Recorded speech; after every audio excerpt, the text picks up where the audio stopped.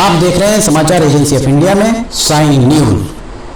नमस्कार दोस्तों, समाचार एजेंसी ऑफ इंडिया की साइन न्यूज में एक बार फिर आपका स्वागत है। पितृपक्ष चल रहा है 29 सितंबर से 14 अक्टूबर तक पितृपक्ष लगातार जारी है। समाचार एजेंसी ऑफ इंडिया की साइन न्यूज के लिए अखिलेश दुबे की रिपोर्ट।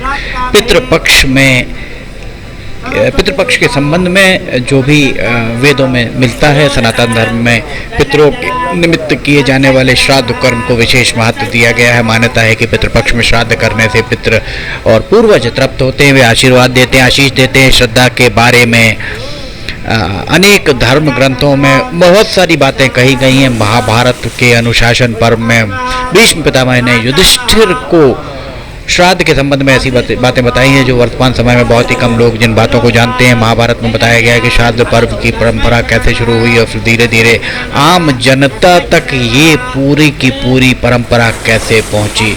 महाभारत में ये बताया गया है कि श्राद्ध की परंपरा आरंभ हुई और श्राद्ध से संबंधित कुछ ऐसी बातें हैं जिन संबंध में जानना बहुत जरूरी है। इस संबंध में जो भी जानकारी जो आचार्यों के द्वारा बताई गई है उसके अनुसार महाभारत में के अनुसार सबसे पहले श्राद्ध का उपदेश महर्षि निमि के द्वारा महातपस्वी अत्रि मुनि को दिया गया था। इस प्रकार पहले निमि ने श्राद्ध आरंभ किया, उसके बाद अन्य महर्षि भी श्राद्ध करने लगे।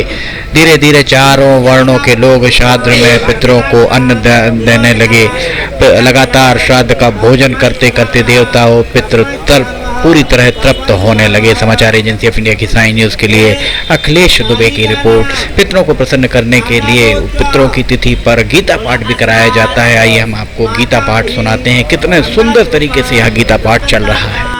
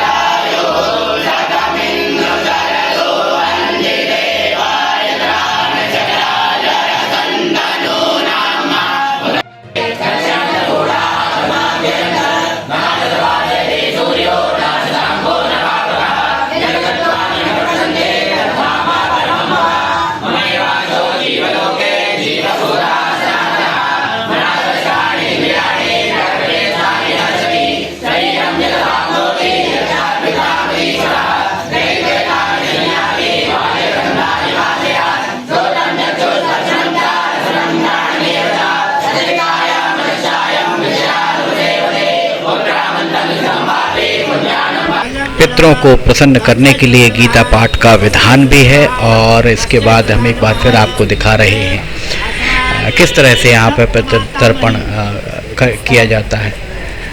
श्राद्ध का भोजन लगातार करने से पितरों को अजीर्ण भोजन न पचने का रोग हो गया, इससे उन्हें कष्ट होने लगा। ये बातें भी कहीं ना कहीं वेदों में मिलती हैं। जब अजीर्ण होने लगा पितरों को, क्योंकि श्राद्ध का बोझ वे लगातार करते थे, तब वे ब्रह्मा जी के पास गए और उन्होंने कहा कि हे जगत के निर्माता भगवान ब्रह्मा, श्राद्ध का अन्न खाते खाते हमें अजीर्ण रोग गैस से हमें कष्ट हो रहा है, आप हमारा कल्याण कीजिए। देवताओं की बात सुनकर ब्रह्मा जी बोले आपका कल्याण करेंगे। अग्निदेव बोले देवताओं और पितरों अब से श्राद्ध में हम लोग साथ ही भोजन किया करेंगे, मेरे साथ रहने से आप लोगों का अजीर्ण दूर हो जाएगा। यह सुनकर देवता व पितर प्रसन्न हो गए, इसलिए श्राद्ध माह में सबसे पहले अग्नि का भाग दिया जाता है। वहीं आचार्यों का कहना है कि महाभारत के अनुसार अग्नि में हवन करने के बाद जो पितरों के निमित्त पिंडदान किया जाता है उसे ब्रह्म राक्षस भी दूषित नहीं करते। श्राद्ध में अग्निदेव को उपस्थित देखकर राक्षस वहां से भाग जाते हैं। सबसे पहले पिता को, उसके बाद दादा को और उसके बाद परदादा को पिंड देना चाहिए। यही श्राद्ध की विधि है। प्रत्येक पिंड देते समय एकाग्रचित्त होकर गायत्री मंत्र का जाप, पितृ गायत्री का जाप, सोमाय पितृमते स्वाहा का उच्चारण करना चाहिए। आचार्यों के अनुसार जो रजस्वला स्त्रियां होती हैं, श्राद्ध का भोजन तैयार करने में उन्हें नहीं लगाना चाहिए। तर्पण करते समय पिता, पितामह आदि के नाम का स्पष्ट उच्चारण करना चाहिए। किसी नदी के किनारे पहुंचने पर पितरों का पिंडदान और तर्पण अवश्य करना चाहिए।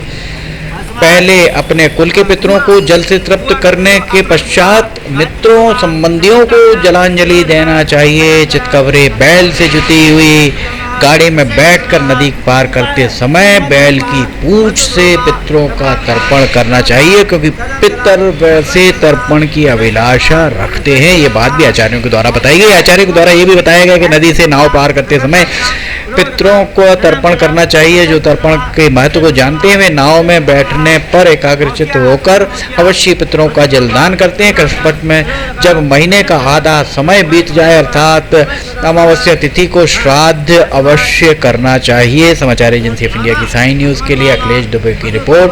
पितरों की भक्ति से मनुष्य की पुष्टि, आयु, वीर, धन की प्राप्ति होती है। ब्रह्मा जी, पुलस्त्य, वशिष्ठ, पुलह, अंगिरा, क्रतु और महर्षि कश्यप, ये 7 ऋषि महान योगेश्वर और पितर माने गए हैं, जिनका निधन हो चुका है। मनुष्य अपने वंशजों द्वारा पिंडदान पाकर प्रेतत्व के कष्ट से छुटकारा पाते हैं। आचार्यों के अनुसार महाभारत के मुताबिक श्राद्ध में जो 3 पिंडों का विधान है उसमें सबसे पहला जल में डाल देना चाहिए, दूसरे पिंड श्राद्ध कर्म को श्राद्धकर्ता की पत्नी को खिला देना चाहिए, तीसरे पिंड को अग्नि में छोड़ देना चाहिए। यह श्राद्ध का विधान है। इसका पालन करता है उसके पितर सदा प्रसन्न चित्त और संतुष्ट रहते हैं। उसको दिया हुआ दान अक्षय होता है। आचार्यों के अनुसार पहला पिंड पानी के अंदर भीतर चला जाता है, वह चंद्रमा को तृप्त करता है और चंद्रमा स्वयं देवता और पितरों को संतुष्ट करते हैं। इस प्रकार पत्नी गुरुजनों की आज्ञा से दूसरा पिंड खाती है। उससे प्रसन्न होकर पितर पुत्र की कामना वाले पुरुष को पुत्र प्रदान करते हैं। तीसरा पिंड अग्नि में डाला जाता है। उससे तृप्त होकर पितर मनुष्य की संपूर्ण मनोकामनाओं को पूर्ण करते हैं। आचार्यों के अनुसार पितरों के मोक्ष व सद्गति के लिए हरिद्वार, गया जी और जहाँ जहाँ प्रसिद्ध तीर्थ है वहां पर पिंडदान अवश्य करना चाहिए। समाचार एजेंसी ऑफ इंडिया की साइन न्यूज के लिए अखिलेश दुबे की रिपोर्ट। आचार्य उपेंद्र तिवारी के द्वारा यहाँ आप देख सकते हैं स्वयं जल में खड़े हैं और पितृ तर्पण कराया जा रहा है उनके द्वारा। पूरे विधि विधान से यहाँ विभिन्न आचार्य आते हैं। विभिन्न आचार्यों के द्वारा पितरों का तर्पण यहाँ पर पूरे विधि विधान से कराया जाता है।